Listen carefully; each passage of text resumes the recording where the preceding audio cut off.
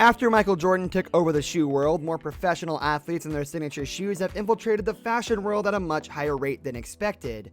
Moving from concepts and mangled drawings posted up somewhere in a dark laboratory to retail stores across the globe, these kicks have become an intimate part of sports and culture. There have been countless releases over the years. As a people, we've seen everything from gritty high-top shoes to low-top kicks that have been laced with the latest technology.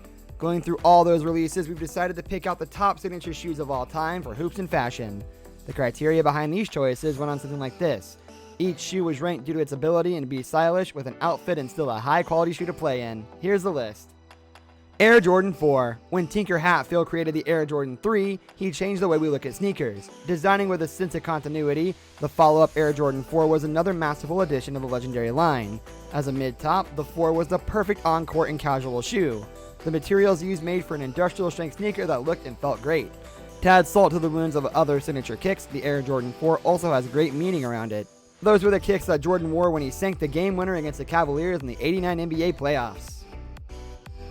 Air Jordan 12. What the Air Jordan 12 represents is a fitting follow-up model to the Jordan 11. The transition from the 11 to the 12 produced two of the freshest signature sneakers we've ever seen. Believe it or not, the Jordan 12 was actually the first Air Jordan sneaker to be fitted with Nike's Zoom Air feature, per Steve Giaconetta of Soul Collector. With that boost in technology accompanying the product, the Jordan 12 not only looked amazing, but playing in the shoes was a joy as well. The 12 featured plenty of support and it was surprisingly light and ridiculously durable. Because of its elite style, you could argue that the Jordan 12 was actually a better looking shoe than its predecessor. Jordan aficionados will argue that either side of the coin, but that's what we love about shoes. There is no right answer. Even if you have the Jordan 12 ranked slightly below the 11s, you can't deny how amazing this was. I mean, come on. Jordan himself wore these during the flu game, and those shoes wound up being auctioned off for $104,765 in 2013. Nike Air Foamposite 1. Despite not having his name officially attached to the sneakers, the Nike Air Foamposite 1 was the former Orlando Magic guard Penny Hardaway signature shoes. Originally released in a Magic-like colorway, the futuristic Foamposite became one of the most popular Nike releases. To this day, new color patterns and designs continue to cover the iconic mold. The Foamposite was an outlandish design for the times. The grooves wedged into the sidewalls of the midsole were different than anything Nike had released prior. But where the foams really thrived was from a technological aspect. These kicks were sturdy yet forgiving and were packed with a serious cushioning system.